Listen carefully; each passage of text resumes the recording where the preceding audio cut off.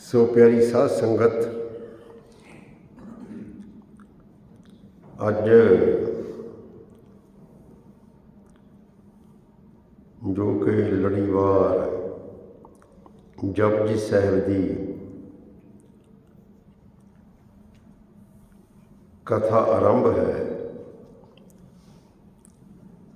ਸੋ ਅੱਜ ਆਪਾਂ ਨੇ 7ਵੀਂ ਪੌੜੀ ਦੀ ਵਿਚਾਰ ਕਰਨੀ ਹੈ। ਜਪਜੀ ਸਾਹਿਬ ਦੀ 7ਵੀਂ ਪੌੜੀ ਹੈ ਜਿਹੜੀ।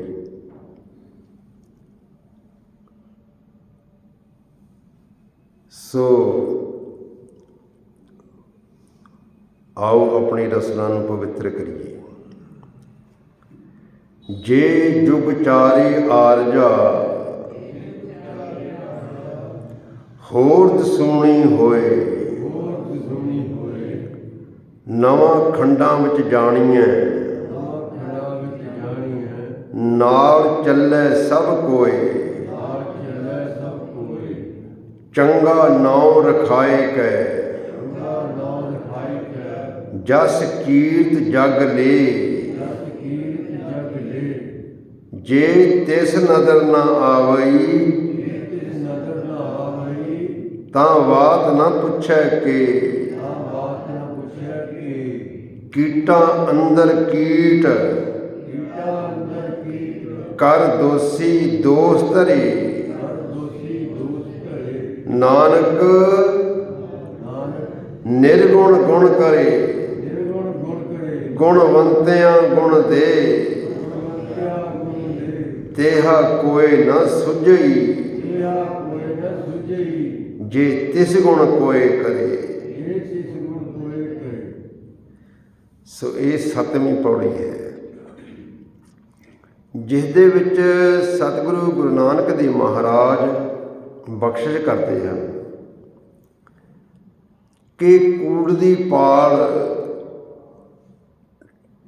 ਦੂਰ ਕਰਨ ਦੇ ਲਈ ਕੋਈ ਜ਼ਰੂਰੀ ਨਹੀਂ ਹੈ ਕਿ ਲੰਮੀ ਉਮਰ ਚਾਹੀਦੀ ਹੈ, ਕਿਉਂਕਿ ਬਹੁਤ ਸਾਰੇ ਯੋਗੀਆਂ ਨੇ ਪ੍ਰਾਣਾਯਾਮ ਕਰਕੇ ਆਪਣੇ ਸਵਾਸ ਦਸਮ ਦੁਆਰ ਚੜ੍ਹਾ ਕੇ ਉਮਰਾਂ ਤਾਂ ਵਧਾ ਲਈਆਂ,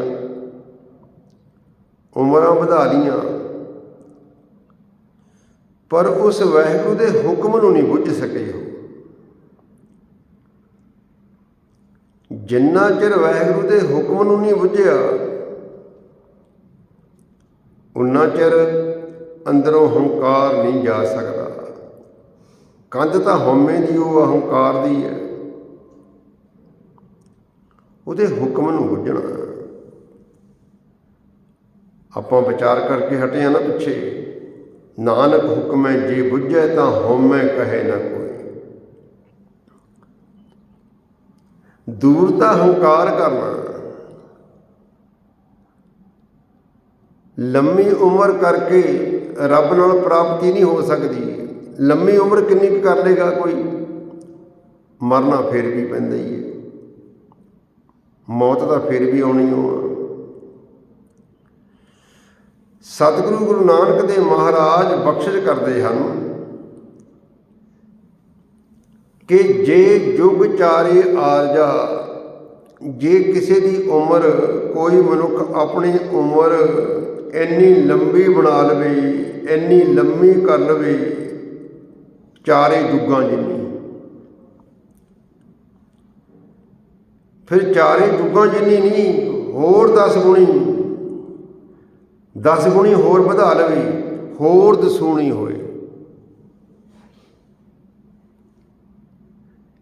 ਕਹਿੰਦੇ ਜੇ ਯੁੱਗ ਚਾਰੇ ਆਰਜਾ ਹੋਰ ਦਸੂਣੀ ਹੋਏ, 10 ਗੁਣੀ ਭਾਵੇਂ ਹੋਰ ਵਧਾ ਲਵੇ, ਹੋਰ ਉਮਰ ਹੋ ਜਾਵੇ,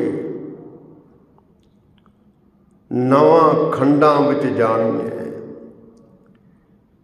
ਜੇ ਸਾਰੀ ਸ੍ਰਿਸ਼ਟੀ ਦੇ ਵਿੱਚ ਉਹ ਪ੍ਰਗਟ ਹੋ ਜਾਵੇ, ਮਸ਼ਹੂਰ ਹੋ ਜਾਵੇ, ਨਵਾਂ ਖੰਡਾਂ ਵਿੱਚ ਸਾਰੀ ਧਰਤੀ ਦੇ ਉੱਤੇ ਉਸ ਨੂੰ ਜਾਣਿਆ ਜਾਵੇ, ਭਾਵ ਸਾਰੇ ਉਸ ਨੂੰ ਜਾਣਦੇ ਹੋਣ, ਉਹ ਪ੍ਰਗਟ ਹੋ ਜਾਵੇ, ਮਸ਼ਹੂਰ ਹੋ ਜਾਵੇ। ਨਾਲ ਚੱਲੇ ਸਭ ਕੋਏ, ਸਾਰੇ ਜਗਤ ਦੇ ਲੋਕ ਉਹਦੇ ਨਾਲ ਤੁਰਨ, ਭਾਵ ਉਹਦੀ ਹਮਾਇਤ ਕਰਨ, ਉਹਦੀ ਮਗਰ ਲੱਗ ਜਾਣ। ਕਹਿੰਦੇ ਇੰਨੀ ਲੰਮੀ ਉਮਰ ਕਰਕੇ ਮਸ਼ਹੂਰ ਵੀ ਹੋ ਜਾਵੇ ਤਾਂ ਵੀ ਕੀ ਹੈ, ਕਿਉਂਕਿ ਜਿਵੇਂ ਸਤਿਗੁਰੂ ਜੀ ਦਾ ਫਰਮਾਨ ਹੈ ਕਿ ਬਿਨ ਸਿਮਰਨ ਕੋਟ ਵਰਖ ਜੀਵੈ ਸਗਲੀ ਔਦ ਬਿਰਥਾਨੰਦ। ਜੇ ਉਸ ਵਾਹਿਗੁਰੂ ਦੇ ਹੁਕਮ ਨੂੰ ਨਹੀਂ ਬੁੱਝਿਆ, ਜੇ ਕੋਈ ਉਸ ਪ੍ਰਭੂ ਦਾ ਸਿਮਰਨ ਨਹੀਂ ਕਰਦਾ, ਜਪ ਨਹੀਂ ਕਰਦਾ, ਬਾਣੀ ਦਾ ਨਾਮ ਜਪ ਹੈ, ਜਪਜੀ ਸਾਹਿਬ, ਜੇ ਉਸ ਪ੍ਰਭੂ ਦਾ ਜਪ ਨਹੀਂ ਕਰਦਾ, ਉਸ ਪ੍ਰਭੂ ਦਾ ਸਿਮਰਨ ਨਹੀਂ ਕਰਦਾ, ਸਿਮਰਨ ਕਰਕੇ ਆਪਣੇ ਅੰਦਰੋਂ ਹੰਕਾਰ ਨਹੀਂ ਕੱਢਦਾ, ਲੰਮੀ ਉਮਰ ਕਰ ਲਈ, ਉਮਰ ਤਾਂ ਲੰਮੀ ਕਰ ਲਈ, ਜਗਤ ਵਿੱਚ ਮਸ਼ਹੂਰ ਵੀ ਹੋ ਗਿਆ, ਪ੍ਰਗਟ ਵੀ ਹੋ ਗਿਆ, ਸਾਰੇ ਲੋਕ ਵੀ ਮਗਰ ਲੱਗੇ ਹੋਏ, ਸਾਰੇ ਲੋਕ ਵੀ ਹਮਾਇਤ ਕਰ ਰਹੇ,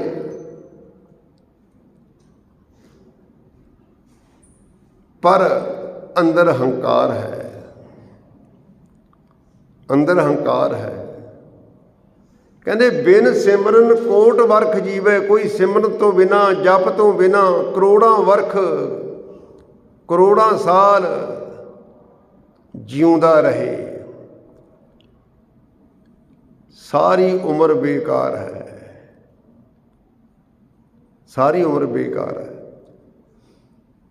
ਉਮਰ ਤਾਂ ਲੰਮੀ ਕਰ ਲਈ, ਪਰ ਐਸੀ ਲੰਮੀ ਉਮਰ ਨੂੰ ਕੀ ਕਰਨਾ ਜਿਹੜੀ ਸਾਰੀ ਬੇਕਾਰੇ ਚਲੇਗੀ। ਕਹਿੰਦੇ ਬਿਨ ਸਿਮਰਨ ਕੋਟ ਵਰਖ ਜੀਵੈ ਸਗਲੀ ਔਦ ਬਿਰਥਾਨੰਦ, ਏਕ ਨਿਮਖ ਗੋਬਿੰਦ ਭਜਨ ਕਰ ਤਉ ਸਦਾ ਸਦਾ ਜੀਵਾਨੰਦ। ਜੇ ਕੋਈ ਇੱਕ ਨਿਮਖ ਵੀ, ਨਿਮਖ ਉਸ ਪ੍ਰਭੂ ਦੇ ਚਰਨਾਂ ਨਾਲ ਜੁੜਦਾ, ਉਹਦੀ ਬੰਦਗੀ ਕਰਦਾ, ਉਹਦਾ ਸਿਮਰਨ ਕਰਦਾ, ਉਹਦਾ ਜਪ ਕਰਦਾ ਅਤੇ ਆਪਣੇ ਅੰਦਰੋਂ ਹੰਕਾਰ ਦੂਰ ਕਰ ਲੈਂਦਾ, ਉਹਦੇ ਹੁਕਮ ਨੂੰ ਬੁੱਝ ਲੈਂਦਾ, ਉਹ ਮਨੁੱਖ ਐਸਾ ਜੀਵਨ ਪ੍ਰਾਪਤ ਕਰ ਲੈਂਦਾ ਜਿਹੜਾ ਜੀਵਨ ਕਦੇ ਫਿਰ ਨਾਸ ਨਹੀਂ ਹੁੰਦਾ, ਅਕਾਲ ਪੁਰਖ ਵਾਹਿਗੁਰੂ ਵਿੱਚ ਲੀਨ ਹੋ ਜਾਂਦਾ, ਉਹ ਜੀਵਨ ਪ੍ਰਾਪਤ ਕਰ ਲੈਂਦਾ। ਜੇ ਉਮਰ ਤਾਂ ਲੰਮੀ ਕਰ ਲਈ, ਸਾਰੀ ਜ਼ਿੰਦਗੀ ਪਾਪੇ ਕਰਦਾ ਰਿਹਾ, ਫਿਰ ਲੰਮੀ ਉਮਰ ਨੂੰ ਕੀ ਕਰਾਂਗੇ। ਛੋਟੇ ਸਾਹਿਬਜ਼ਾਦਿਆਂ ਦੀ ਕਿੰਨੀ ਕੁ ਉਮਰ ਸੀ, ਬਾਬਾ ਬੁੱਢਾ ਜੀ ਜਦੋਂ ਗੁਰੂ ਦੀ ਸ਼ਰਨ ਵਿੱਚ ਆਏ ਬਚਪਨ ਵਿੱਚ, ਸਤਿਗੁਰੂ ਗੁਰੂ ਹਰਕ੍ਰਿਸ਼ਨ ਜੀ ਦੀ ਉਮਰ ਕਿੰਨੀ ਸੀ, 8 ਸਾਲ ਦੀ ਉਮਰ ਵਿੱਚ ਚਲੇ ਗਏ। ਔਰੰਗਜ਼ੇਬ ਦੀ ਉਮਰ ਕਿੰਨੀ ਸੀ, 95 ਸਾਲ ਦੀ ਸੀ, ਸਾਰੀ ਜ਼ਿੰਦਗੀ ਪਾਪੇ ਕਰੀ ਗਿਆ, ਫਿਰ ਲੰਮੀ ਉਮਰ ਨੂੰ ਕੀ ਕਰਨਾ। ਭਾਵ ਲੰਮੀ ਉਮਰ ਵਧਾ ਕੇ, ਲੰਮੀ ਉਮਰ ਵਧਾ ਲੈਣ ਨਾਲ ਹੀ ਹਉਮੈ ਦੀ ਕੰਧ ਨਹੀਂ ਟੁੱਟਣੀ ਹੈ, ਰੱਬ ਨਾਲ ਮਿਲਾਪ ਨਹੀਂ ਹੋ ਸਕਦਾ। ਰੱਬ ਨਾਲ ਮਿਲਾਪ ਤਦ ਹੋਏਗਾ ਜਦੋਂ ਹੁਕਮ ਨੂੰ ਬੁੱਝਾਂਗੇ, ਆਪਣੇ ਅੰਦਰੋਂ ਹੰਕਾਰ ਕੱਢਾਂਗੇ। ਸਤਿਗੁਰੂ ਜੀ ਇਸ ਪਵਿੱਤਰ ਬਚਨਾਂ ਦੇ ਰਾਹੀਂ ਜੋ ਸਾਨੂੰ ਸਮਝਾਉਂਦੇ ਹਨ, ਜੇ ਜੁਗ ਚਾਰੇ ਆਰਜਾ, 4 ਜੁਗਾਂ ਜਿੰਨੀ ਉਮਰ ਹੋ ਜਾਵੇ, ਜੇ ਇੱਥੇ ਬਸ ਨਹੀਂ, ਹੋਰ ਦਸੂਣੀ ਹੋਏ 10 ਗੁਣੀ ਹੋਰ ਹੋ ਜਾਵੇ, ਨਵਾਂ ਖੰਡਾਂ ਵਿੱਚ ਜਾਣੀਏ, ਸਾਰੀ ਸ੍ਰਿਸ਼ਟੀ ਵਿੱਚ ਮਸ਼ਹੂਰ ਹੋ ਜਾਵੇ, ਪ੍ਰਗਟ ਹੋ ਜਾਵੇ, ਰੋਸ਼ਨ ਹੋ ਜਾਵੇ, ਨਾਲ ਚੱਲੇ ਸਭ ਕੋਏ, ਸਾਰਾ ਜਗਤ ਉਹਦੇ ਮਗਰ ਚੱਲੇ, ਉਹਦੀ ਹਮਾਇਤ ਕਰੇ, ਚੰਗਾ ਨਾਮ ਰਖਾਏ ਕੇ, ਚੰਗਾ ਨਾਮਣਾ ਬਣਾ ਲਵੇ ਆਪਣਾ ਜਗਤ ਵਿੱਚ, ਜਗਤ ਵਿੱਚ ਉਹਦਾ ਚੰਗਾ ਨਾਂ ਹੋਵੇ, ਸਾਰੇ ਜਗਤ ਵਿੱਚ ਉਹਦਾ ਨਾਂ ਚੱਲਦਾ ਹੋਵੇ। ਜਸ ਕੀਰਤ ਜਗ ਲੈ, ਜਗਤ ਵਿੱਚ ਚੰਗੀ ਸੋਭਾ ਵੀ ਖੱਟ ਲਵੇ ਭਾਵੇਂ, ਜਗਤ ਵਿੱਚ ਚੰਗੀ ਸੋਭਾ ਜਸ ਵੀ ਖੱਟ ਲਵੇ ਭਾਵੇਂ, ਜਗ ਦੇ ਲੋਕ ਉਹਦਾ ਜਸ ਗਾਉਣ, ਉਹਦੀਆਂ ਸਿਫਤਾਂ ਕਰਨ। ਪਰ ਸਤਿਗੁਰੂ ਜੀ ਪਤਾ ਕੀ ਕਹਿੰਦੇ ਹਨ? ਕਹਿੰਦੇ ਜੇ ਤਿਸ ਨਜ਼ਰ ਨਾ ਆਵਈ ਤਾਂ ਬਾਤ ਨਾ ਪੁੱਛੈ ਕੇ। ਕਹਿੰਦੇ ਜੇ ਉਹ ਅਕਾਲ ਪੁਰਖ ਵਾਹਿਗੁਰੂ ਦੀ ਉਹਦੇ ਉੱਤੇ ਮਿਹਰ ਭਰੀ ਨਿਗਾਹ ਨਹੀਂ ਪਈ ਨਾ, ਜੇ ਅਕਾਲ ਪੁਰਖ ਵਾਹਿਗੁਰੂ ਦੀ ਉਹਦੇ ਉੱਤੇ ਨਿਗਾਹ ਨਹੀਂ ਪਈ, ਜੇ ਅਕਾਲ ਪੁਰਖ ਵਾਹਿਗੁਰੂ ਦੀ ਨਿਗਾਹ ਵਿੱਚ ਨਹੀਂ, ਸਾਰੇ ਜੱਗ ਦੀ ਨਿਗਾਹ ਵਿੱਚ ਹੈ ਉਹ, ਸਾਰਾ ਜਗਤ ਉਹਦਾ ਜਸ ਗਾ ਰਿਹਾ, ਉਹਦੀ ਸਿਫਤ ਕਰ ਰਿਹਾ, ਉਹਦੀ ਹਮਾਇਤ ਕਰ ਰਿਹਾ ਸਾਰਾ ਜਗਤ, ਰੱਬ ਦੀ ਨਿਗਾਹ ਵਿੱਚ ਨਹੀਂ। ਕਹਿੰਦੇ ਉਸ ਮਨੁੱਖ ਨੂੰ ਇੱਦਾਂ ਸਮਝੋ ਕਿ ਇਹ ਮਨੁੱਖ ਉਸ ਮਨੁੱਖ ਵਰਗਾ ਜਿਸ ਮਨੁੱਖ ਨੂੰ ਕੋਈ ਵੀ ਨਹੀਂ ਜਾਣਦਾ, ਉਹਦੇ ਵਰਗਾ ਹੀ ਹੈ, ਬਿਲਕੁਲ ਨਿਕੰਮੇ ਮਨੁੱਖ ਵਰਗਾ, ਜਿਸ ਨੂੰ ਕੋਈ ਵੀ ਨਹੀਂ ਜਾਣਦਾ, ਉਸ ਮਨੁੱਖ ਵਰਗਾ ਹੀ ਹੈ, ਜੇ ਉਹ ਅਕਾਲ ਪੁਰਖ ਵਾਹਿਗੁਰੂ ਦੀ ਨਿਗਾਹ ਵਿੱਚ ਨਹੀਂ ਹੈ। ਜੇ ਅਕਾਲ ਪੁਰਖ ਵਾਹਿਗੁਰੂ ਦੀ ਉਹਦੇ ਉੱਤੇ ਮਿਹਰ ਭਰੀ ਨਿਗਾਹ ਨਹੀਂ ਹੈ, ਲੋਕਾਂ ਦੀ ਹੈਗੀ, ਲੋਕ ਜਸ ਗਾ ਰਹੇ, ਲੋਕ ਮਗਰ ਮਗਰ ਫਿਰ ਰਹੇ, ਕਹਿੰਦੇ ਉਹ ਮਨੁੱਖ ਬਿਲਕੁਲ ਬੇਕਾਰ ਹੈ। ਕਹਿੰਦੇ ਜੇ ਤਿਸ ਨਜ਼ਰ ਨਾ ਆਵਈ ਤਾਂ ਬਾਤ ਨਾ ਪੁੱਛੈ ਕੇ। ਉਹ ਉਸ ਮਨੁੱਖ ਵਰਗਾ ਜਿਹਦੀ ਕੋਈ ਖਬਰ ਨਹੀਂ ਲੈਂਦਾ, ਬੇਕਾਰ ਹੈ। ਹੁਣ ਇਸ ਤੇ ਉਲਟ ਲੈ ਲਓ, ਜਿਹਦੇ ਉੱਤੇ ਅਕਾਲ ਪੁਰਖ ਵਾਹਿਗੁਰੂ ਦੀ ਮਿਹਰ ਭਰੀ ਨਿਗਾਹ, ਜਿਹਦੇ ਉੱਤੇ ਰੱਬ ਦੀ ਮਿਹਰ ਹੈ, ਕਿਰਪਾ, ਉਹ ਭਾਵੇਂ ਦੁਨੀਆ ਦੀ ਨਿਗਾਹ ਵਿੱਚ ਵੀ ਨਹੀਂ ਹੈ, ਭਾਵੇਂ ਦੁਨੀਆ ਉਹਨੂੰ ਜਾਣਦੀ ਨਹੀਂ, ਭਾਵੇਂ ਦੁਨੀਆ ਉਹਦਾ ਸਤਿਕਾਰ ਨਹੀਂ ਕਰਦੀ। ਜਿਵੇਂ ਸਤਿਗੁਰੂ ਜੀ ਦਾ ਸ਼ਬਦ ਹੈ, ਵਸਤਾ ਟੁੱਟੀ ਝੌਂਪੜੀ ਚੀਰ ਸਭ ਛਿੰਨਾ। ਕੋਈ ਟੁੱਟੀ ਹੋਈ ਛੱਪਰੀ ਵਿੱਚ ਰਹਿੰਦਾ, ਵਸਤਾ ਟੁੱਟੀ ਝੌਂਪੜੀ ਚੀਰ ਸਭ ਛਿੰਨਾ, ਉਹਦੇ ਕੱਪੜੇ ਵੀ ਪਾਟੇ ਹੋਏ ਹਨ। ਵਸਤਾ ਟੁੱਟੀ ਝੌਂਪੜੀ ਚੀਰ ਸਭ ਛਿੰਨਾ, ਜਾਤ ਨਾ ਪਤ ਨਾ ਆਦਰੋ ਉਦਿਆਨ ਪ੍ਰਮਿੰਨਾ। ਉਹਦੀ ਜਾਤ ਵੀ ਨੀਵੀਂ ਆ, ਦੁਨੀਆ ਦੀਆਂ ਬਣਾਈਆਂ ਹੋਈਆਂ ਬੇਅੰਤ ਉੱਚੀਆਂ ਨੀਵੀਆਂ ਜਾਤਾਂ ਵਿੱਚੋਂ, ਕਿਉਂਕਿ ਜਾਤਾਂ ਪਾਤਾਂ ਤਾਂ ਰੱਬ ਨੇ ਨਹੀਂ ਬਣਾਈਆਂ, ਮਨੁੱਖ ਨੇ ਆਪ ਬਣਾਈਆਂ। ਰੱਬ ਨੇ ਤਾਂ ਇੱਕੋ ਜਾਤ ਬਣਾਈ ਹੈ, ਮਾਨਸ ਕੀ ਜਾਤ ਸਭ ਏਕੇ ਪਹਿਚਾਨ। ਪਰ ਉਸ ਗੁਰਮੁਖ ਪਿਆਰੇ ਦੀ, ਜਿਹਦੇ ਉੱਤੇ ਉਸ ਪ੍ਰਭੂ ਅਕਾਲ ਪੁਰਖ ਵਾਹਿਗੁਰੂ ਦੀ ਮਿਹਰ ਭਰੀ ਨਿਗਾਹ ਹੈ, ਪਰ ਉਹ ਮਨੁੱਖ ਦੁਨੀਆ ਦੀ ਨਿਗਾਹ ਵਿੱਚ ਨਹੀਂ ਹੈ, ਦੁਨੀਆ ਉਹਦਾ ਸਤਿਕਾਰ ਨਹੀਂ ਕਰ ਰਹੀ, ਉਹ ਟੁੱਟੀ ਹੋਈ ਛੱਪੜੀ 'ਚ ਰਹਿ ਰਿਹਾ, ਉਸ ਨੂੰ ਕੱਪੜੇ ਵੀ ਚੰਗੇ ਨਹੀਂ ਜੁੜਦੇ।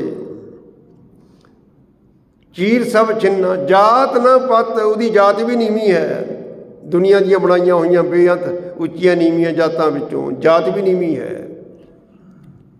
ਲੋਕ ਉਹਦਾ ਸਹੀ ਤਰੀਕੇ ਨਾਲ ਨਾਮ ਨਹੀਂ ਲੈਂਦੇ। ਜਿਵੇਂ ਭਗਤ ਨਾਮਦੇਵ ਜੀ ਦਾ ਨਾਮ ਕਿਹੜਾ ਲੈਂਦਾ ਸੀ? ਛੀਂਬਾ ਹੀ ਦੱਸਦੇ ਸੀ, ਆੜ ਦਾਮ ਕੋ ਛੀਪਰੋ ਹੋਏ ਓਲਾ ਖੀਣਾ। ਉਹਦੀ ਜਾਤ ਵੀ ਨੀਵੀਂ ਹੈ, ਜਾਤ ਨਾ ਪਤ, ਉਹਦੀ ਇੱਜ਼ਤ ਵੀ ਕੋਈ ਨਹੀਂ ਹੈ। ਜਾਤ ਨਾ ਪਤ ਨਾ ਆਦਰੋ, ਉਹਦਾ ਕੋਈ ਸਤਿਕਾਰ ਨਹੀਂ ਕਰਦਾ, ਆਦਰ ਨਹੀਂ ਕਰਦਾ ਉਹਦਾ। ਜਾਤ ਨਾ ਪਤ ਨਾ ਆਦਰੋ ਉਦਿਆਨ ਭਰਮਿੰਨਾ।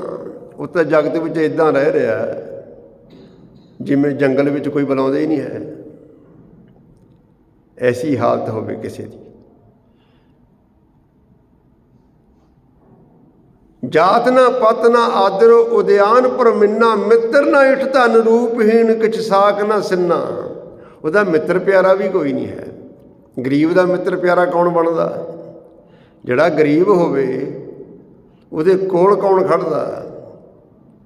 ਉਹਦਾ ਕੌਣ ਮਿੱਤਰ ਬਣਦਾ? ਉਹਦਾ ਕੌਣ ਰਿਸ਼ਤੇਦਾਰ ਬਣਦਾ? ਉਹਦੇ ਨਾਲ ਕਿਹੜਾ ਰਿਸ਼ਤੇਦਾਰੀ ਜੋੜਦਾ? ਉਹਦਾ ਮਿੱਤਰ ਪਿਆਰਾ ਵੀ ਕੋਈ ਨਹੀਂ ਹੈ। ਮਿੱਤਰ ਨਾ ਇਠ ਧਨ ਰੂਪਹੀਣ, ਉਹਦੇ ਕੋਲ ਧਨ ਵੀ ਨਹੀਂ ਹੈ, ਉਹਦਾ ਰੂਪ ਵੀ ਚੰਗਾ ਨਹੀਂ ਹੈ, ਉਹਨੂੰ ਰੱਬ ਨੇ ਰੂਪ ਵੀ ਚੰਗਾ ਨਹੀਂ ਦਿੱਤਾ।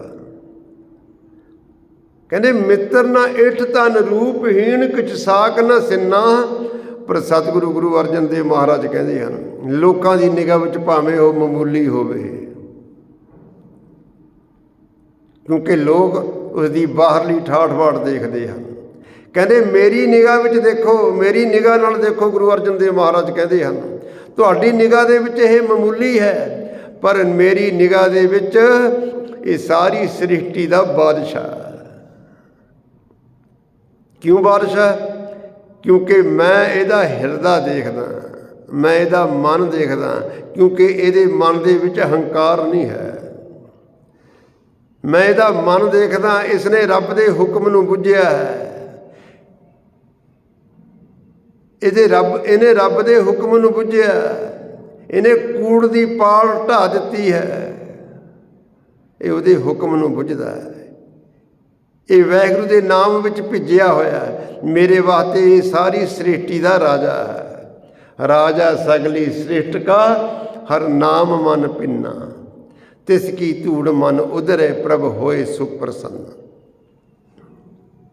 ਮੇਰੇ ਵਾਸਤੇ ਇਹ ਸਾਰੀ ਸ੍ਰਿਸ਼ਟੀ ਦਾ ਰਾਜਾ ਹੈ, ਕਿਉਂਕਿ ਇਹਦੇ ਉੱਤੇ ਪ੍ਰਭੂ ਦੀ ਨਿਗਾਹ ਹੈ। ਅਕਾਲ ਪੁਰਖ ਵਾਹਿਗੁਰੂ ਦੀ ਬਖਸ਼ਿਸ਼ ਹੈ। ਅਕਾਲ ਪੁਰਖ ਵਾਹਿਗੁਰੂ ਇਹਦੇ ਉੱਤੇ ਮਿਹਰ ਭਰੀ ਨਿਗਾਹ ਨਾਲ ਦੇਖ ਰਿਹਾ ਇਹਨੂੰ। ਪਰ ਇੱਥੇ ਸਤਿਗੁਰੂ ਜੀ ਕਹਿੰਦੇ ਹਨ, ਜੇ ਕੋਈ ਚੰਗਾ ਨਾਮ ਰਖਾਏ ਕੈ, ਜਗਤ ਵਿੱਚ ਨਾਮ ਵੀ ਉਹਦਾ ਚੰਗਾ ਨਾਮਣਾ ਹੈ, ਜਗਤ ਵਿੱਚ ਮਸ਼ਹੂਰ ਹੈ, ਸਾਰਾ ਜਗਤ ਉਹਦਾ ਜਸ ਵੀ ਗਾ ਰਿਹਾ ਹੈ, ਉਹਦੀ ਸੋਭਾ ਕਰ ਰਿਹਾ ਹੈ। ਜਸ ਕੀਤ ਜਗ ਲੇ, ਕਹਿੰਦੇ ਜੇ ਤਿਸ ਨਜ਼ਰ ਨਾ ਆਵਈ ਤਾਂ ਬਾਤ ਨਾ ਪੁੱਛੇ ਕੇ। ਜੇ ਰੱਬ ਦੀ ਉਹਦੇ ਪਰ ਮਿਹਰ ਭਰੀ ਨਿਗਾਹ ਨਹੀਂ ਤਾਂ ਇਹ ਮਨੁੱਖ ਬਿਲਕੁਲ ਬੇਕਾਰ ਹੈ। ਉਸ ਮਨੁੱਖ ਵਰਗਾ ਜਿਸ ਮਨੁੱਖ ਨੂੰ ਕੋਈ ਪੁੱਛਦਾ ਵੀ ਨਹੀਂ ਹੈ ਕੋਈ। ਪਰ ਜਿਸ ਮਨੁੱਖ ਨੂੰ ਕੋਈ ਪੁੱਛੇ ਹੀ ਨਾ, ਉਹਦੇ ਉੱਤੇ ਪ੍ਰਭੂ ਦੀ ਕਿਰਪਾ ਹੋਵੇ, ਉਹ ਸਾਰੀ ਸ੍ਰਿਸ਼ਟੀ ਦਾ ਰਾਜਾ। ਜੇ ਤਿਸ ਨਜ਼ਰ ਨਾ ਆਵਈ ਤਾਂ ਬਾਤ ਨਾ ਪੁੱਛੈ ਕੇ, ਕਹਿੰਦੇ ਕੀਟਾ ਅੰਦਰ ਕੀਟ, ਜਿਹਦੇ ਉੱਤੇ ਪ੍ਰਭੂ ਦੀ ਮਿਹਰ ਭਰੀ ਨਿਗਾਹ ਨਹੀਂ ਹੈ, ਉਹ ਮਨੁੱਖ ਮਾਨੋ ਕੀੜਿਆਂ ਦੇ ਵਿੱਚ ਇੱਕ ਮਾਮੂਲੀ ਜਿਹਾ ਕੀੜਾ ਹੀ ਹੈ। ਦੁਨੀਆ ਭਾਵੇਂ ਪਿਆ ਉਹਦੀ ਸਿਫਤ ਕਰੀ ਜਾਵੇ,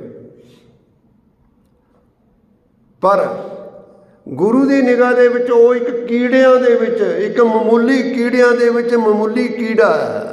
ਕੀਟਾਂ ਅੰਦਰ ਕੀਟ, ਕੀੜਿਆਂ ਵਿੱਚ ਕੀੜਾ ਹੈ। ਉਹ ਪਿਆ ਆਪਣੇ ਆਪ ਨੂੰ ਕੁਝ ਕਹਾਈ ਜਾਵੇ। ਕੀਟਾਂ ਅੰਦਰ ਕੀਟ ਕਰ ਦੋਸ਼ੀ, ਉਹਨੂੰ ਦੋਸ਼ੀ, ਉਹਦੇ ਉੱਤੇ ਦੋਸ਼ ਲਾਇਆ ਜਾਂਦਾ, ਦੋਸ਼ੀ ਕਰਾਰ ਦਿੱਤਾ ਜਾਂਦਾ ਉਸ ਨੂੰ। ਕਿਹੜਾ ਦੋਸ਼ ਲਾਇਆ ਜਾਂਦਾ? ਨਾਮ ਨਾ ਜਪਣ ਦਾ, ਨਾਮ ਨਾ ਜਪਣ ਦਾ, ਸਿਮਰਨ ਨਾ ਕਰਨ ਦਾ ਦੋਸ਼। ਇਹ ਬਹੁਤ ਵੱਡਾ ਦੋਸ਼ ਹੈ। ਜੋ ਮਨੁੱਖਾ ਜੀਵਨ ਪ੍ਰਾਪਤ ਕਰਕੇ ਗੁਰੂ ਨਾਲੋਂ ਟੁੱਟੇ ਹੋਏ ਹਨ, ਸਾਧ ਸੰਗਤ ਨਾਲੋਂ ਟੁੱਟੇ ਹੋਏ ਹਨ, ਪ੍ਰਭੂ ਦਾ ਸਿਮਰਨ ਨਹੀਂ ਕਰ ਰਹੇ, ਜਪ ਨਹੀਂ ਕਰ ਰਹੇ, ਉਹ ਬਹੁਤ ਵੱਡੇ ਦੋਸ਼ੀ ਹਨ, ਬਹੁਤ ਵੱਡੇ ਪਾਪੀ ਹਨ, ਬਹੁਤ ਵੱਡੇ ਪਾਪੀ। ਗੁਰੂ ਮਹਾਰਾਜ ਦੀ ਬਾਣੀ ਵਿੱਚ 4 ਪਾਪ, ਉਹਨਾਂ ਨੂੰ ਵੱਡੇ ਪਾਪ 4 ਹਨ, ਜਿਵੇਂ ਬ੍ਰਹਮਣ ਕੈਲੀ ਘਾਤ ਕੰਜ ਕਾ ਅਣਚਾਰੀ ਕਾ ਧਾਨ ਫਿਟਕ ਫਿਟਕਾਂ ਕੋੜ ਵਧੀਆਂ ਸਦਾ ਸਦਾ ਅਵਮਾਨ ਪਾਹੇ ਏਤੇ ਜਾਹੇ ਵਿਸਰ ਨਾਨਕਾ ਇੱਕ ਨਾਮ। ਜਿਨ੍ਹਾਂ ਨੂੰ ਪ੍ਰਭੂ ਦਾ ਨਾਮ ਵਿਸਰ ਗਿਆ ਨਾ, ਮਾਨੋ ਉਹਨਾਂ ਨੂੰ ਸਾਰੇ ਪਾਪ ਲੱਗ ਜਾਂਦੇ। ਬ੍ਰਾਹਮਣ ਦਾ ਕਤਲ ਕਰਨਾ ਬਹੁਤ ਵੱਡਾ ਪਾਪ ਹੈ। ਧੀ ਦਾ ਕਤਲ ਕਰਨਾ, ਧੀ ਦਾ ਪੈਸਾ ਖਾਣਾ, ਇਹ ਬਹੁਤ ਵੱਡਾ ਪਾਪ ਹੈ। ਬ੍ਰਾਹਮਣ ਕੈਲੀ ਗਾਂ ਦਾ ਕਤਲ ਕਰਨਾ ਬਹੁਤ ਵੱਡਾ ਪਾਪ ਹੈ। ਬ੍ਰਾਹਮਣ ਕੈਲੀ ਘਾਤ ਕੰਜ ਕਾ, ਧੀ ਦਾ ਕਤਲ ਕਰਨਾ। ਅਣਚਾਰੀ ਕਾ ਧਾਨ, ਕੁਧਰਮੀ ਦਾ ਅੰਨ ਖਾਣਾ, ਇਹ ਵੀ ਬਹੁਤ ਵੱਡਾ ਪਾਪ ਆ। ਜਿਹੜਾ ਕੁਧਰਮੀ ਹੋਵੇ ਨਾ, ਜਿਹਦਾ ਧਰਮ ਕੋਈ ਨਾ ਹੋਵੇ, ਪਾਪੀ ਹੋਵੇ, ਉਹਦੇ ਘਰ ਦਾ ਅੰਨ ਪਾਣੀ ਖਾਣਾ ਵੀ ਬਹੁਤ ਵੱਡਾ ਪਾਪ ਆ। ਆਪਾਂ ਤਾਂ ਖਾਈ ਜਾਂਦੇ ਸਭ ਕੁਛ, ਅਸੀਂ ਤਾਂ ਸਵਾਦ ਦੇਖਣਾ ਹੁੰਦਾ। ਜਿਹੜਾ ਧਰਮ ਨਾਲੋਂ ਟੁੱਟਿਆ ਹੋਇਆ, ਰੱਬ ਨਾਲੋਂ ਟੁੱਟਿਆ ਹੋਇਆ, ਜਿਹਦਾ ਧਰਮ ਕੋਈ ਨਹੀਂ ਹੈ, ਪਾਪੀ ਹੈ, ਉਹਦੇ ਘਰ ਦਾ ਖਾਣਾ ਵੀ ਪਾਪ ਹੈ। ਇਹ ਸਾਰੇ ਪਾਪ ਉਸ ਮਨੁੱਖ ਨੂੰ ਲੱਗਦੇ ਹੈ ਜਿਹੜਾ ਰੱਬ ਨਾਲੋਂ ਟੁੱਟਿਆ ਹੋਇਆ, ਜਿਹੜਾ ਉਸ ਪ੍ਰਭੂ ਦਾ ਹੁਕਮ ਨਹੀਂ ਬੁੱਝਦਾ, ਜਿਹਦੇ ਅੰਦਰ ਹੰਕਾਰ ਹੈ। ਉਹਨੂੰ ਸਾਰੇ ਪਾਪ ਆਪਣੇ ਆਪ ਹੀ ਲੱਗ ਜਾਂਦੇ, ਭਾਵੇਂ ਨਾ ਵੀ ਕਰੇ। ਇਸ ਕਰਕੇ ਸਤਿਗੁਰੂ ਜੀ ਕਹਿੰਦੇ ਹਨ, ਉਸ ਮਨੁੱਖ ਨੂੰ, ਉਸ ਮਨੁੱਖ ਦੇ ਉੱਤੇ ਇਹ ਦੋਸ਼ ਲਾਇਆ ਜਾਂਦਾ ਹੈ, ਨਾਮ ਨਾ ਜਪਣ ਦਾ, ਸਿਮਰਨ ਨਾ ਕਰਨ ਦਾ। ਦੇਖੋ ਜਪਜੀ ਸਾਹਿਬ ਆਪਾਂ ਪੜ੍ਹਦੇ ਹਾਂ, ਇਹਦੇ ਵਿੱਚ ਕਿੰਨਾ ਗਿਆਨ ਹੈ। ਕਹਿੰਦੇ ਕੀਟਾਂ ਅੰਦਰ ਕੀਟ, ਉਹ ਬੇਅੰਤ ਕੀੜਿਆਂ ਦੇ ਵਿੱਚ ਇੱਕ ਮਾਮੂਲੀ ਕੀੜਾ ਹੈ, ਉਹਦੇ ਉੱਤੇ ਦੋਸ਼ ਲਾਇਆ ਜਾਂਦਾ ਕਿ ਤੂੰ ਸਿਮਰਨ ਨਹੀਂ ਕਰ ਰਿਹਾ। ਮਨੁੱਖਾ ਜੀਵਨ ਪ੍ਰਾਪਤ ਕਰਕੇ ਕਿਤਨਾ ਕੀਮਤੀ ਤੈਨੂੰ ਜਨਮ ਮਿਲਿਆ, ਤੂੰ ਸਿਮਰਨ ਨਹੀਂ ਕਰ ਰਿਹਾ, ਤੂੰ ਦੋਸ਼ੀ ਹੈ। ਕਰ ਦੋਸ਼ੀ ਦੋਸ਼ ਧਰੇ, ਇਹ ਦੋਸ਼ ਲਾਇਆ ਜਾਂਦਾ। ਅੱਗੇ ਸਤਿਗੁਰੂ ਜੀ ਬਖਸ਼ਿਸ਼ ਕਰਦੇ ਹਨ, ਕਹਿੰਦੇ ਨਾਨਕ ਨਿਰਗੁਣ ਗੁਣ ਕਰੇ। ਇਹ ਨਾਨਕ ਉਹ ਅਕਾਲ ਪੁਰਖ ਵਾਹਿਗੁਰੂ ਜਿਹਦੇ ਵਿੱਚ ਇੱਕ ਵੀ ਗੁਣ ਨਹੀਂ ਹੈ, ਉਸ ਨੂੰ ਗੁਣ ਬਖਸ਼ ਦਿੰਦਾ ਹੋ। ਨਿਰਗੁਣਿਆਂ ਨੂੰ ਗੁਣੀ ਬਣਾ ਦਿੰਦਾ ਹੋ। ਸਤਿਗੁਰੂ ਗੁਣੀ ਨਿਧਾਨ ਹੈ। ਸਤਿਗੁਰੂ ਗੁਣਾਂ ਦਾ ਖਜ਼ਾਨਾ। ਉਹ ਨਿਰਗੁਣਿਆਂ ਨੂੰ ਗੁਣ ਬਖਸ਼ਦਾ। ਨਾਨਕ ਨਿਰਗੁਣ ਗੁਣ ਕਰੇ, ਜਿਹਦੇ ਵਿੱਚ ਇੱਕ ਵੀ ਗੁਣ ਨਹੀਂ ਹੈ, ਉਸ ਨੂੰ ਗੁਣ ਵਾਲਾ ਬਣਾ ਦਿੰਦਾ। ਗੁਣਵੰਤਿਆਂ ਗੁਣ ਦੇ, ਜਿਹੜੇ ਗੁਣਵਾਨ ਹਨ, ਉਹਨਾਂ ਗੁਣਵਾਨਾਂ ਨੂੰ ਗੁਣ ਉਸੇ ਨੇ ਦਿੱਤਾ ਹੋਇਆ। ਜਿਹੜੇ ਗੁਣਵਾਨ, ਅੱਜ ਇਹ ਹੁਣ ਮੇਰੇ ਵਿੱਚ ਗੁਣ ਹੈ, ਮੈਂ ਕਥਾ ਕਰ ਰਿਹਾ ਜਾਂ ਕੀਰਤਨ ਕਰ ਰਿਹਾ, ਪਾਠ ਕਰ ਰਿਹਾ ਕੋਈ, ਜਾਂ ਕੋਈ ਵੀ ਕੰਮ ਕਰ ਰਿਹਾ, ਕੋਈ ਨੌਕਰੀ ਕਰਦਾ, ਕੋਈ ਖੇਤੀਬਾੜੀ ਕਰਦਾ, ਕੋਈ ਨਾ ਕੋਈ ਗੁਣ ਤਾਂ ਹਰੇਕ ਵਿੱਚ ਹੈ ਨਾ। ਉਹ ਸਾਰੇ ਗੁਣ ਕਿਸ ਨੇ ਬਖਸ਼ੇ ਹਨ? ਉਸ ਨੇ ਬਖਸ਼ੇ। ਹਰ ਮਨੁੱਖ ਨੂੰ, ਹਰ ਇੱਕ ਦੇ ਵਿੱਚ ਜੋ ਗੁਣ ਟਿਕਾਇਆ, ਉਸ ਰੱਬ ਨੇ ਟਿਕਾਇਆ। ਸਾਰੇ ਗੁਣਾਂ ਦਾ ਮਾਲਕ ਉਹ ਪ੍ਰਭੂ ਆਪ ਹੈ। ਗੁਣਵਾਨਾਂ ਨੂੰ ਵੀ, ਜਿਹੜੇ ਜਿਤਨੇ ਵੀ ਗੁਣਵਾਨ ਹਨ, ਜਿੰਨੇ ਵੀ ਗੁਣੀ ਹਨ, ਜਿਨ੍ਹਾਂ ਦੇ ਕੋਲ ਵੀ ਕੋਈ ਨਾ ਕੋਈ ਗੁਣ ਹੈ, ਉਹ ਸਭ ਸਾਰੇ ਗੁਣਾਂ ਦਾ ਮਾਲਕ ਉਹ ਪ੍ਰਭੂ ਹੀ ਹੈ। ਉਹ ਗੁਣਵਾਨਾਂ ਨੂੰ ਵੀ, ਗੁਣਵਾਨਾਂ ਨੂੰ ਜਿਤਨੇ ਵੀ ਗੁਣਵਾਨ ਹਨ, ਉਹਨਾਂ ਸਾਰਿਆਂ ਨੂੰ ਉਸੇ ਨੇ ਗੁਣ ਦਿੱਤੇ ਹਨ। ਸਾਰੇ ਗੁਣਾਂ ਦਾ ਮਾਲਕ ਉਹ ਆਪ ਹੈ। ਨਾਨਕ ਨਿਰਗੁਣ ਗੁਣ ਕਰੇ, ਗੁਣਵੰਤਿਆਂ ਗੁਣ ਦੇ, ਤੇਹਾ ਕੋਇ ਨਾ ਸੁਝਈ, ਜੇ ਤਿਸ ਗੁਣ ਕੋਇ ਕਰੇ। ਕਹਿੰਦੇ ਮੈਨੂੰ ਉਸ ਪ੍ਰਭੂ ਵਰਗਾ ਕੋਈ ਦੂਜਾ ਨਜ਼ਰ ਨਹੀਂ ਆ ਰਿਹਾ। ਉਸ ਪ੍ਰਭੂ ਵਰਗਾ ਇਹੋ ਜਿਹਾ, ਉਸ ਪ੍ਰਭੂ ਵਰਗਾ ਕੋਈ ਦੂਜਾ ਨਹੀਂ ਨਜ਼ਰ ਆ ਰਿਹਾ, ਜਿਹੜਾ ਨਿਰਗੁਣਿਆਂ ਨੂੰ ਗੁਣ ਦੇ ਸਕੇ, ਨਿਰਗੁਣਿਆਂ ਨੂੰ ਗੁਣ ਵਾਲਾ ਬਣਾ ਦੇਵੇ।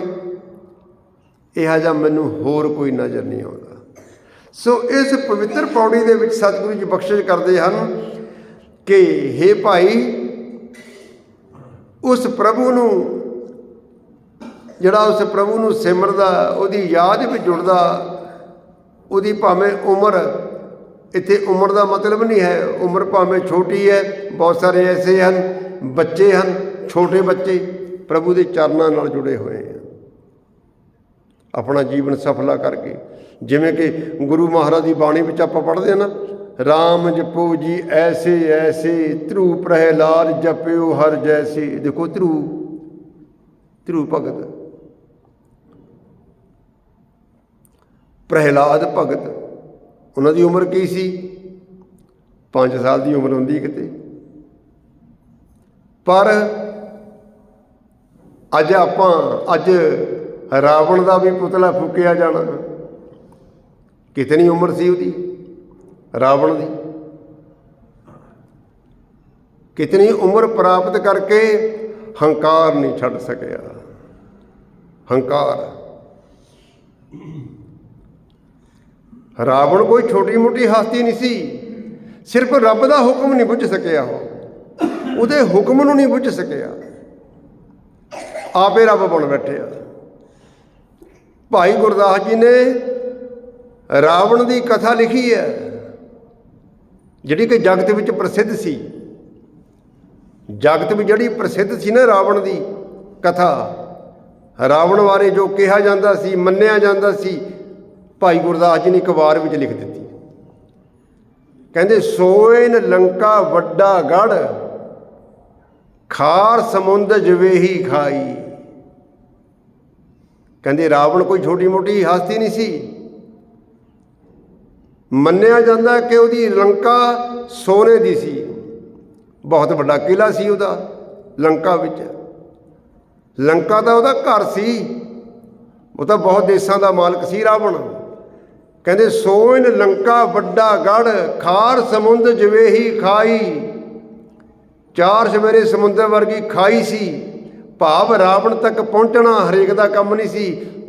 ਉਸ ਨੂੰ ਕੋਈ ਪਕੜ ਨਹੀਂ ਸੀ ਸਕਦਾ, ਉਸ ਨੂੰ ਕੋਈ ਮਾਰ ਨਹੀਂ ਸੀ ਸਕਦਾ, ਉੱਥੇ ਤੱਕ ਪਹੁੰਚ ਨਹੀਂ ਸੀ ਸਕਦਾ ਕੋਈ।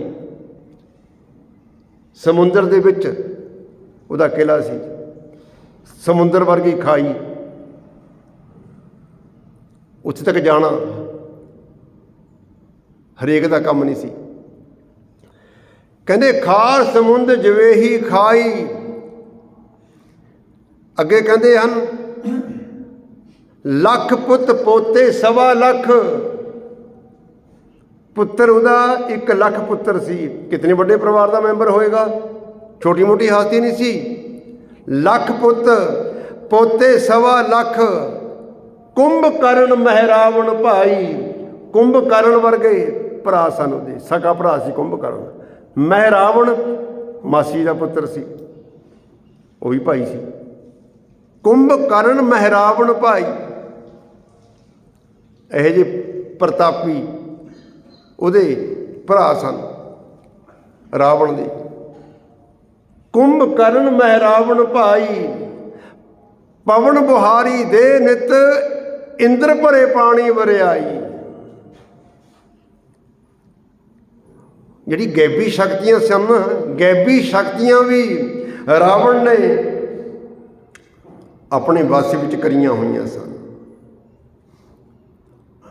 ਪਵਨ ਹਵਾ, ਹਵਾ ਝਾੜੂ ਪੋਚਾ ਮਾਰਨ ਵਾਲੀ ਸੀ ਰਾਵਣ ਦੇ ਘਰ ਦੀ।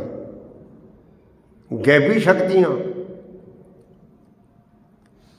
ਉਹ ਵੀ ਕਾਬੂ ਵਿੱਚ ਕਰੀਆਂ ਹੋਈਆਂ ਸਨ ਰਾਵਣ ਨੇ।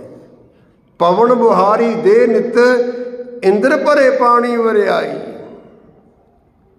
ਇੰਦਰ ਦੇਵਤਾ ਉਹਦਾ ਪਾਣੀ ਭਰਦਾ ਸੀ। ਰਾਵਣ ਕੋਈ ਛੋਟੀ ਮੋਟੀ ਹਸਤੀ ਨਹੀਂ ਸੀ। ਬੈਸੰਤਰ ਰਸੋਈਆ, ਅੱਗ ਰਸੋਈ ਤਿਆਰ ਕਰਨ ਵਾਲੀ, ਉਹ ਵੀ ਰਾਵਣ ਦੀ ਸੇਵਾ ਕਰਦੀ ਸੀ। ਅੱਗ ਵੀ ਆਪਣੇ ਕਾਬੂ ਵਿੱਚ ਕੀਤੀ ਹੋਈ ਸੀ ਰਾਵਣ ਨੇ। ਕਹਿੰਦੇ ਬੈਸੰਤਰ ਰਸੋਈਆ। ਸੂਰਜ ਚੰਦ ਚਿਰਾਗ ਦਿਪਾਈ। ਚੰਦਰਮਾ ਤੇ ਸੂਰਜ ਉਹਦੇ ਘਰ ਵਿੱਚ ਦੀਵਾ ਬੱਤੀ ਲਾਉਣ ਵਾਲੇ, ਇਹ ਵੀ ਉਹਦੇ ਵੱਸ ਵਿੱਚ ਸਨ। ਇਹ ਵੀ ਉਹਦਾ ਹੁਕਮ ਮੰਨਦੇ ਸਨ।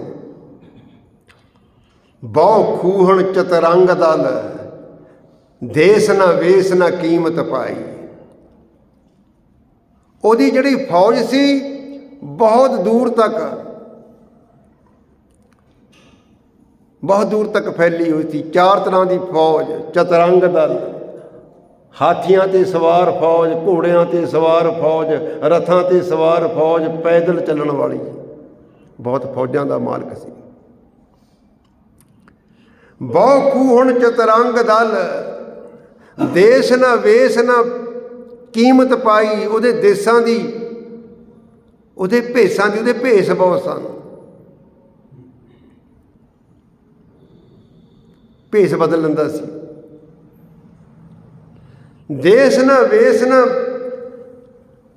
ਕੀਮਤ ਪਾਈ, ਮਹਾਦੇਵ ਦੀ ਸੇਵ ਕਰ, ਦੇਵ ਦਾਨਵ ਰਹਿਣ ਸ਼ਰਣਾਈ। ਉਹਨੇ ਸ਼ਿਵ ਜੀ ਦੀ ਸੇਵਾ ਕਰਕੇ ਵਰ ਲਏ ਹੋਏ ਸਨ। ਮਹਾਦੇਵ ਦੀ ਸੇਵ ਕਰ, ਦੇਵ ਦਾਨਵ ਰਹਿਣ ਸ਼ਰਣਾਈ। ਸਾਰੇ ਦੇਵਤੇ ਵੀ, ਸਾਰੇ ਰਾਖਸ਼ ਵੀ ਉਹਦੀ ਸ਼ਰਨ ਵਿੱਚ ਰਹਿੰਦੇ ਸਨ। ਰਾਵਣ ਦੀ, ਜਿਸ ਨੂੰ ਅੱਜ ਫੂਕਿਆ ਜਾਣਾ, ਆਏ ਸਾਲ ਫੂਕਦੇ, ਕਿਤਨਾ ਅਪਮਾਨ ਹੁੰਦਾ।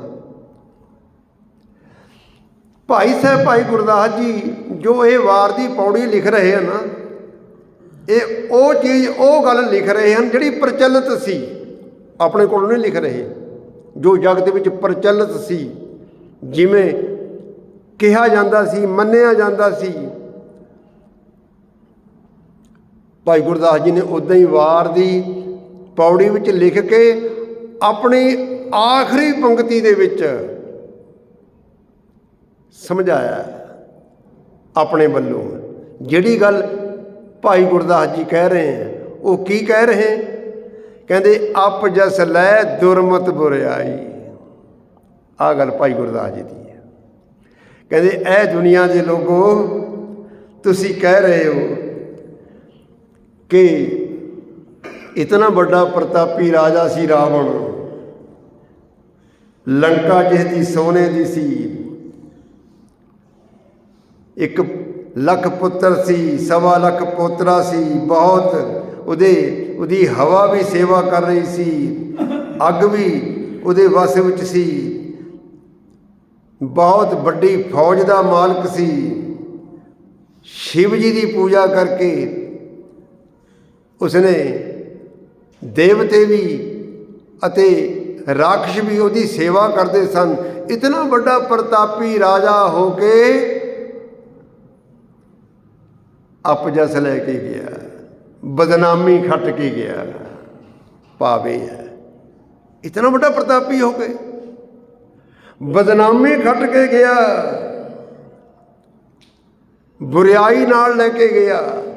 ਕਾਰਨ ਇੱਕੋ ਹੈ, ਦੁਰਮਤ।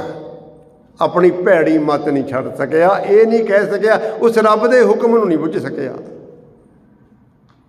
ਉਹਦੇ ਹੁਕਮ ਨੂੰ ਨਹੀਂ ਬੁੱਝ ਸਕਿਆ, ਹਉਮੈ ਦੀ ਕੰਧ ਨਹੀਂ ਢਾਹ ਸਕਿਆ, ਉਹਦੇ ਹੁਕਮ ਨੂੰ ਨਹੀਂ ਬੁੱਝ ਸਕਿਆ, ਉਹਦੇ ਭਾਣੇ ਨੂੰ ਨਹੀਂ ਬੁੱਝ ਸਕਿਆ।